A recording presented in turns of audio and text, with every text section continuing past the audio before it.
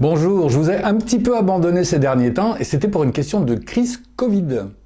Alors, je suis rétabli, je vais mieux, donc on va pouvoir reprendre nos 36 questions sur les pervers narcissiques.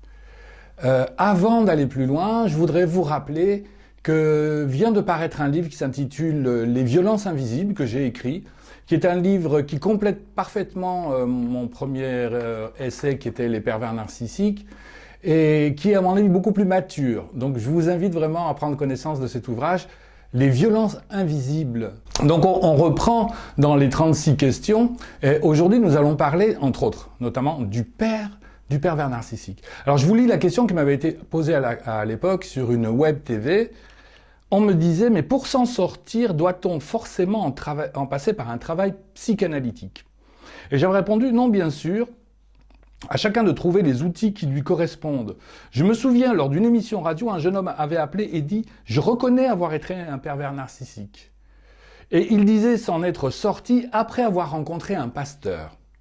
C'est très intéressant. Rappelez-vous, nous avions parlé du père et nous disions que le pervers narcissique a souvent eu un père trop falot ou au contraire, un père trop sévère pour être entendu.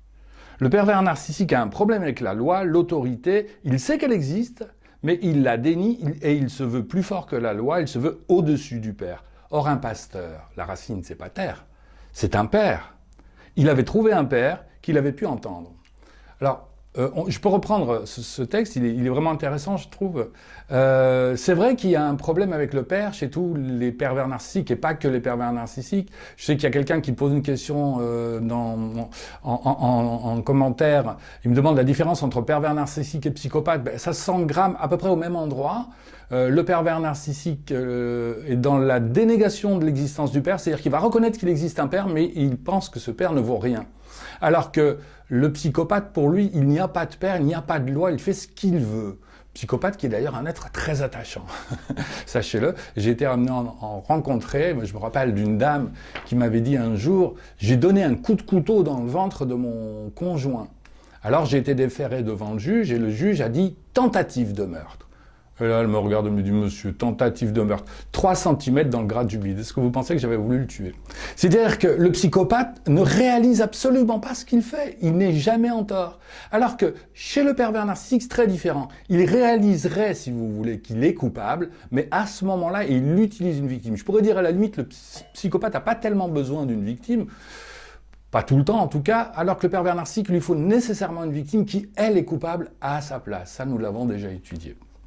Donc je trouve très intéressante cette idée que ce garçon dit « j'ai été pervers narcissique ». À mon avis, il ne l'a pas vraiment été, parce que le pervers narcissique se remet vraiment pas en question, même s'il rencontre un père. Mais il est des personnes un peu psychopathes, un peu borderline, sociopathes, qui sont proches de la perversion narcissique, qui emploient des mécanismes de défense pervers narcissique, mais qui ne le sont pas, et qui à un moment donné le reconnaissent. Le fait de reconnaître qu'on a été pervers narcissique signe qu'on ne l'était pas, même si nous en étions proches, et qu'il ne faut jamais déculpabiliser les personnes qui emploient des mécanismes de défense pervers. Mais essayez de leur faire comprendre qu'il existe un autre fonctionnement. Quel est cet autre fonctionnement? Bien, rencontrer la fonction paternelle. Et ce garçon, visiblement, c'est ce qu'il dit, l'a fait au travers d'un pasteur qu'il a pris pour son père, qui a dit la loi, et le garçon, celui-là, il a accepté de l'écouter. Alors j'avais tout de suite une autre question. Le pervers narcissique est-il conscient de ce qu'il fait? Alors, à l'époque, j'avais répondu. Freud propose qu'il existe plusieurs zones dans notre psychisme.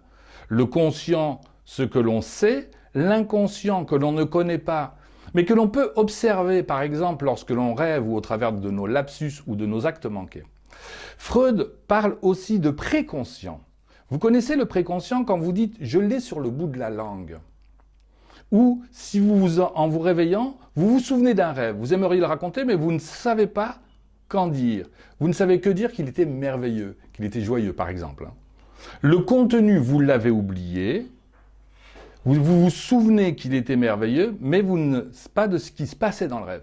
Le rêve n'a pas encore été totalement oublié, il n'est pas encore inconscient, mais il est déjà plus conscient. Il est entre les deux. Le pervers narcissique, lorsqu'il pourrait être démasqué, utilise un mécanisme puissant qui serait plutôt un mécanisme psychotique s'il était total. C'est-à-dire, au moment où il pourrait se sentir coupable, il va se justifier, il va dire « oui, c'est vrai, je t'ai mal parlé ». Et il va ajouter « mais en même temps, tu l'as cherché ». Et à partir du moment où il s'est justifié, c'est terminé. Il ne se sent pas coupable. Comme pour le rêve, il reconnaît ce qu'il a dit, mais il en vide le contenu. Il se dégage de toute responsabilité et de toute culpabilité que de toute façon il ne peut envisager. Je donnais l'exemple, par ailleurs, d'un parent qui gifle son enfant parce qu'il était énervé, puis qui lui dit « qui aime bien, châtie bien ». C'est une dénégation dans le sens où l'on n'est pas dans le déni de l'acte, on reconnaît l'acte comme existant, mais les causes et les effets de l'acte sont déniés. J'avais une autre question. Vous parlez de déni, pourtant je savais ce qu'il faisait et il savait que je savais. C'est très étonnant ça. On est dans le déni, on ne reconnaît pas, on dit ouais c'est de ta faute, c'est de ma faute, mais au fond tout le monde sait exactement ce qui se passe. Il y a donc deux histoires, l'histoire que l'on vit et l'histoire que l'on se raconte. Et c'est bien ce que nous dit la dame.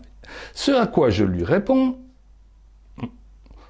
mais n'est-ce pas cela le déni ou plutôt la dénégation? On y revient. Vous savez et pourtant vous faites comme si de rien n'était. Vous reconnaissez le problème mais vous en déniez la gravité.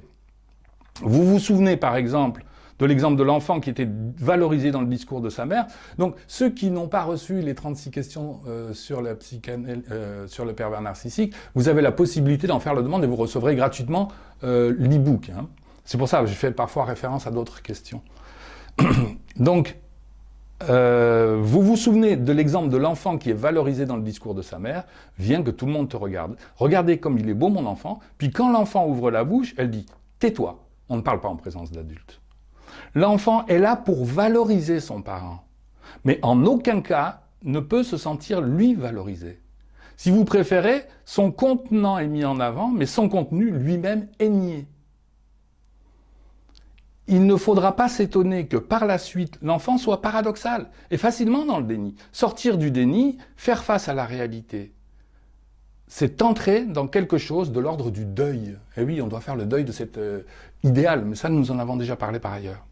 Il y a quelque chose que nous n'avons pas encore abordé, c'est le désir d'être quelqu'un d'idéal, justement, et le désir de rencontrer quelqu'un d'idéal. Fait rêver le prince charmant sur son cheval blanc ou la princesse endormie qu'il nous faut réveiller. Vous vouliez rencontrer le prince charmant, c'est ce que j'ai dit. Et j'ajoutais à l'époque raté. Parce que le pervers narcissique est effectivement un ange. Il l'est réellement. Car il a mis de côté, grâce au clivage, tous les aspects négatifs de sa personnalité, aspects que nous pouvons sans doute tous repérer en nous, aspects dépressifs, aspects agressifs. Mais ces aspects ne demandent qu'à remonter à la surface. Et c'est là qu'interviennent le clivage et l'identification projective. Vous êtes désigné comme le mauvais objet, vous êtes Hyde, alors il peut continuer de briller en société. Ce sera tout pour aujourd'hui.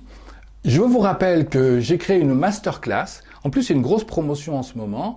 C'est-à-dire que je fais cadeau gratuitement d'une formation intitulée « Initiation au concept de base de la psychanalyse » de façon à mettre tout le monde un petit peu au même niveau.